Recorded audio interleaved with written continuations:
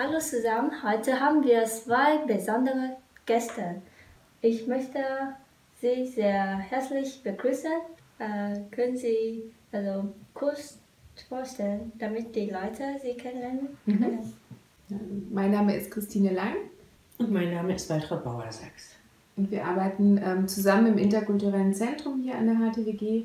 Ja, und ich komme hier, um einige Fragen an Sie zu stellen. Also die erste, es geht um die Tätigkeit. Also was macht denn unser interkulturelles Zentrum? Also zum einen sind wir natürlich sehr damit beschäftigt, eigene Workshops durchzuführen, wie zum Beispiel den interkulturellen Workshop, den wir jedes Semester durchführen, aber auch diverse andere Workshops. Dazu gehört natürlich auch immer die Evaluierung der Workshops, um Inhalte, Workshops, Bausteine optimieren zu können.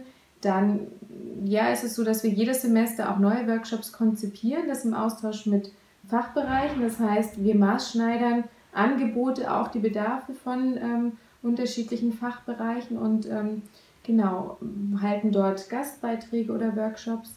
Und wir haben aber auch viele Workshops mit internen und externen Referenten, also die wir nicht selber durchführen, die koordinieren wir und wir organisieren auch Veranstaltungen, wie zum Beispiel die Betriebsbesichtigungen jedes Wintersemester. Genau, und dann ist es natürlich so im Alltag, dass wir auch sehr viel deutsche und internationale Studierende beraten und betreuen, also die zu uns in die Sprechstunde kommen mit unterschiedlichen individuellen Anliegen, zum Beispiel Thema Abschlussfinanzierung oder aber auch rund um das Zertifikat Studium International oder auch Fragen beantworten zum Zwillingsprogramm, zur Tandembörse. Genau, das sind die wesentlichen Tätigkeiten. Und wir sind beide 50% angestellt und wir teilen uns die Aufgaben auf. Ja, und warum braucht man hier in der HTWG so ein IKZ? Das interkulturelle Zentrum ist für die Belange der ausländischen Vollzeitstudierenden zuständig. Es gibt ja auch das Akademische Auslandsamt, aber das Akademische Auslandsamt kümmert sich in allererster Linie um die Austauschstudierenden, also die Incomings und die Outgoings. So. Und 2011 wurde vom DAAD eine Förderlinie aufgelegt, weil sich herausgestellt hatte, dass die Abbrecherquote bei den ausländischen Vollzeitstudierenden sehr viel höher ist als bei den inländischen Studierenden. Und da wurde jetzt ein Programm aufgelegt und auch hier an der Hochschule eben eine Anlaufstelle für die internationalen Vollzeitstudierenden geschaffen. Daraus hat sich dann das interkulturelle Zentrum entwickelt und wir haben dann eben auch tatsächlich mehr integrative Angebote entwickelt. Das heißt, Begegnungsräume in Form von Veranstaltungen auch geschaffen, wo deutsche Studierende und internationale Studierende sich begegnen, wo sie miteinander und wo sie auch voneinander lernen können. Und das heißt, also eigentlich hat sich daraus dann auch die Internationalisierung oder hat es angeknüpft an die Internationalisierung vor Ort, also diese sogenannte Internationalization at Home, die auch dazu dient, also als Angebot, dass alle Studierenden interkulturelle Kompetenz erwerben können. Das ist eine wichtige Schlüsselqualifikation für den beruflichen Erfolg, für alle. Ja, das interkulturelle Zentrum ist sehr hilfreich für Studenten. Deshalb möchte ich ein bisschen tiefer eingehen.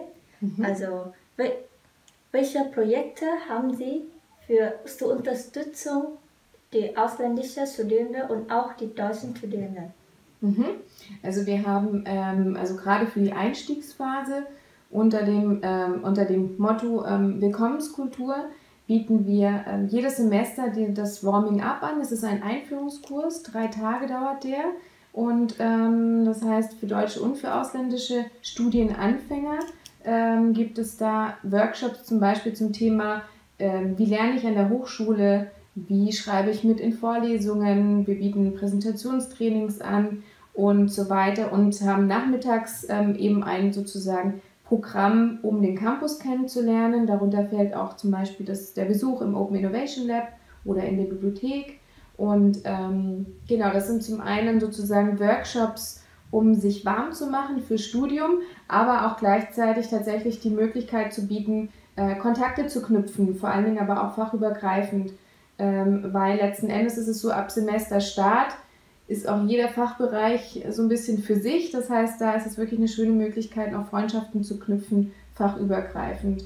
Genau, und das ist auch gerade bei den internationalen Studierenden auch immer gut besucht. Und genau, und ganz speziell für die internationalen Studienanfänger haben wir auch das Zwillingsprogramm, dass internationale Studienanfänger hier beim Ankommen im Studium an der Hochschule, aber auch in Konstanz, ja, sozusagen eine Hilfestellung geben soll. Das heißt, die bekommen einen Zwilling aus ihrem Fachbereich aus einem höheren Semester zur Seite gestellt, ein Semester lang. Und ja, möglichst einmal in der Woche treffen die sich dann ganz informell und besprechen Themen fachspezifisch oder auch ein bisschen übergreifend. Oder man geht auch mal zusammen in die Kneipe und geht mal ein Bier trinken, um einfach anzukommen, um einfach so den Anschluss zu finden. Und da haben wir einfach wirklich ganz, ganz viel positives Feedback, dass es sehr hilfreich, sehr unterstützend war und ja auch stärkend war für den weiteren Weg dann an der Hochschule. Das ist sozusagen die Einstiegsphase. Und studienbegleitend haben wir die Workshop-Reihe Stark für Studium und Beruf. Da gibt es zum Beispiel ganz konkret Themen wie Fit für die Prüfung oder Unterstützung bei der Suche für ein Praktikum im In- und im Ausland. Dann haben wir auch ein ganz wichtiges Thema, die Betriebsbesichtigungen, weil es für ausländische Studierende ja so ist, dass die im Vergleich zu den Deutschen meist gar kein Netzwerk haben hier in Deutschland.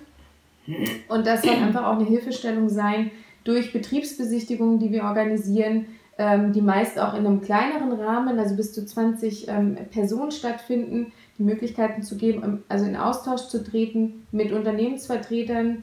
Und wir hatten auch schon ein paar Mal jetzt das Feedback, dass sich tatsächlich dadurch ein Arbeitsverhältnis entwickelt hat. Und genau, dann haben wir für den Bereich oder für den Übergang in den Beruf haben wir den Camille, der am Nachmittag ins Leben gerufen. Und ja, da geht es im Endeffekt auch Workshops, Seminare, Kurse rund um den Berufseinstieg. Das finde ich sehr, sehr toll.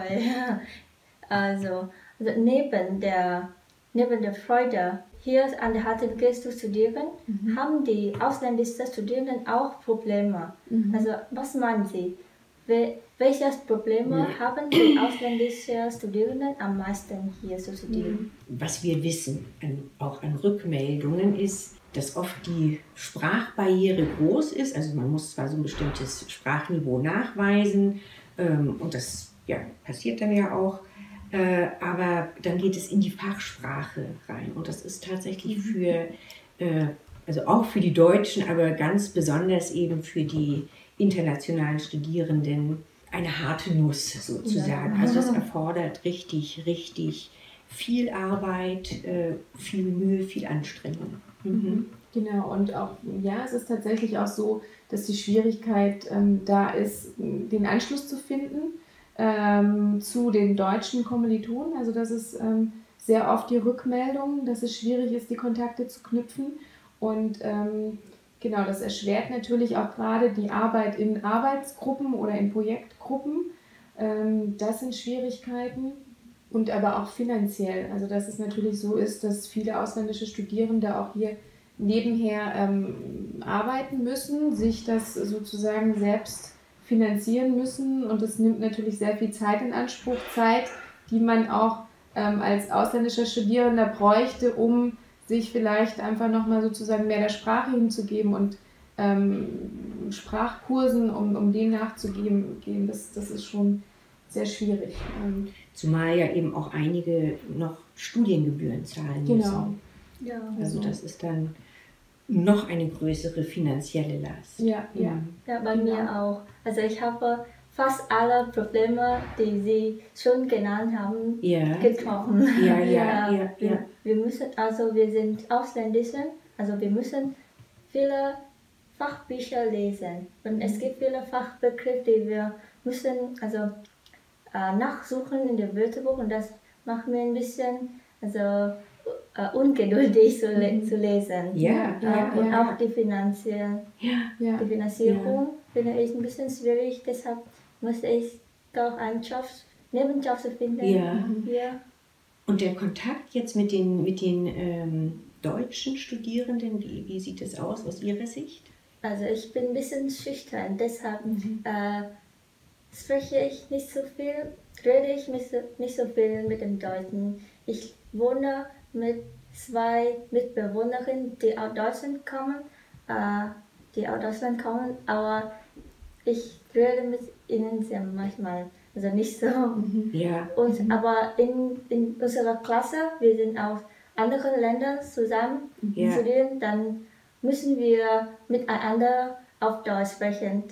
Das ist eine gute Gelegenheit für mich, meine Umgangssprache zu verbessern. Ja.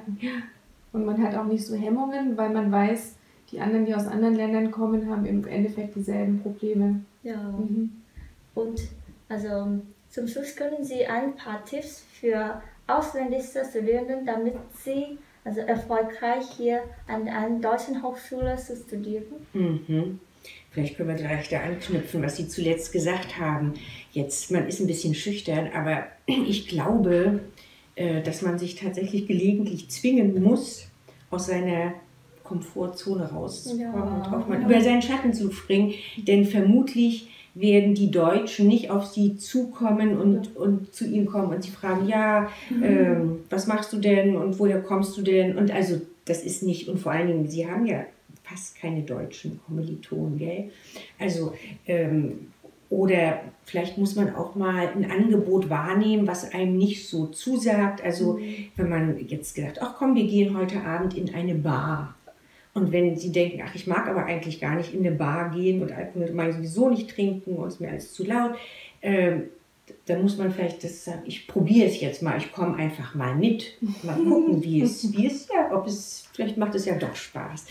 Und dann gibt es natürlich noch andere Möglichkeiten, Kontakte zu knüpfen und eben auch ganz ohne Druck sozusagen zu kommunizieren, wenn man zum Beispiel in einem Sportverein oder hier auch Angebote vom Hochschulsport wahrnimmt, glaube ich, dass das immer einfach eine ganz völlig entspannte Möglichkeit anzukommen. Oder man kann natürlich auch am Zwillingsprogramm teilnehmen, das würde ich auch, also eben auch aufgrund der guten Rückmeldungen sehr empfehlen, an dem Warming-up teilnehmen, also tatsächlich alle Angebote wahrnehmen und auch mal andere Veranstaltungen des Studium Generale tatsächlich nutzen,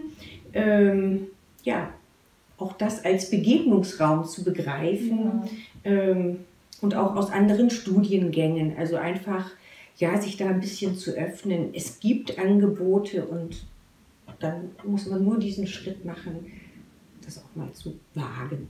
Ja, vielen Dank für Ihre Vorschläge. Ich möchte mal versuchen. Okay, das ist sehr schön. Also nochmal vielen Dank für heute, für 2 nette Gäste von unserem Blog hier. Dann ich hoffe, Sie also eine erfolgreiche Karriere in der Zukunft und hier viel Spaß beim Arbeiten und viel Spaß im Leben. Okay, machen Sie gut. Und vielleicht kommen Sie noch mal wieder ein Jahr später. Mal schauen. Ja, danke schön.